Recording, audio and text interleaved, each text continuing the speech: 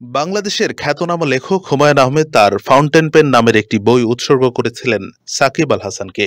সে সময় সাকিবের কেরিয়ারের সূচনা লগ্ন।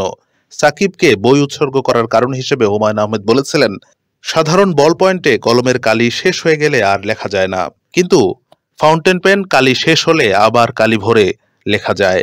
সাকিব হচ্ছে আমাদের ফাউন্টেন পেন। সবাই থেমে গেলেও সাকিব থেমে যায় না। ছেলেটা অদম্য, অফুরন্ত। সেই সাকিব কি অবশেষে ফুরিয়ে গেলেন? তাই হবে হয়তো। সাকিব না ফুরালে এমন দিন হয়তো দেখতে হতো না আমাদেরকে। সেটি হওয়ার কথা ছিল না। দীর্ঘ কেরিয়ারে সাকিব ছাড়া বাংলাদেশের ক্রিকেটে এমন নক্ষত্রের মতো আলো ছড়াতে দেখা যায়নি কাউকেই। এই সাকিব একসময় ব্যাটে বলে পারফর্ম করে নিয়মিতই বাংলাদেশ দলকে জিতিয়েছেন, হাল ধরেছেন, টেনে তুলেছেন। শেষ বেলায় বাংলাদেশকে বিশ্বের কাছে তুলে ধরেছেন। লম্বা সময় ধরে রেখেছেন বিশ্বের সেরা অলরাউন্ডারের তকমা।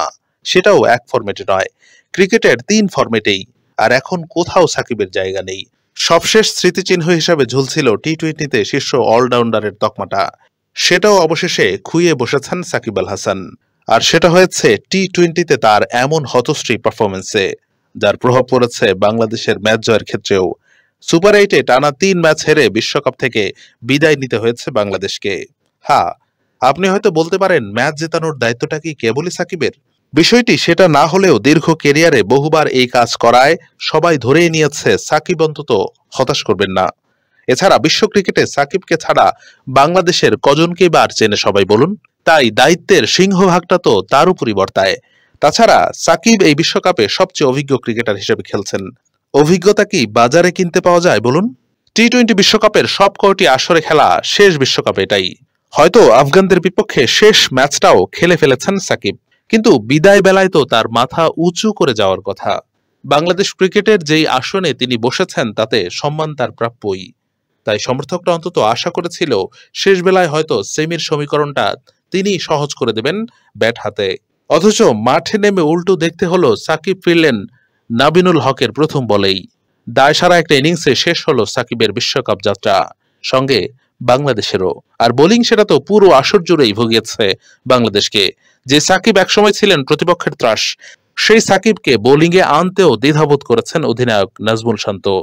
দলকে প্রয়োজনের সময় ব্রেক থ্রো এনে দিতে তো পারেনি, বরং রানের খাতা খুলে দলকে ডুবিয়েছেন। এবারের বিশ্বকাপে সাকিবের পারফরমেন্স অন্তত সে কথাই বলে। ব্যাট হাতে 7 ম্যাচে 111 রান আর মোটে 3 উইকেট, যা জানান দেয় সাকিবের অসহায়ত্বের। এরপরও সাকিব এই বিশ্বকাপে কিছু রেকর্ড অন্তত গড়ে গেছেন।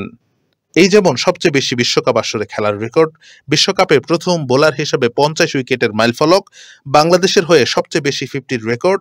সাকিবের নামে এমন বহু রেকর্ডই আপনি পেয়ে যাবেন হয়তো, কিন্তু সেই পারফর্মার সাকিবকে কি আর কখনোই খুঁজে পাবেন আপনি? যে সাকিব মাঠে নামলে আপনি অন্তত বিশ্বাস রাখতেন সাকিব আছে আর ভয় নেই। এবার আমরা ম্যাচটা জিততে যাচ্ছি, আর সেটা যদি না হয় তাহলে বলতে দ্বিধা কিসের, সাকিব ফুরিয়ে গেছেন। হুমায়ূন আহমেদ বেঁচে থাকলে হয়তো তার সেই ফাউন্টেন পেন সাকিবকে দেখে বেশ দুঃখই পেতেন।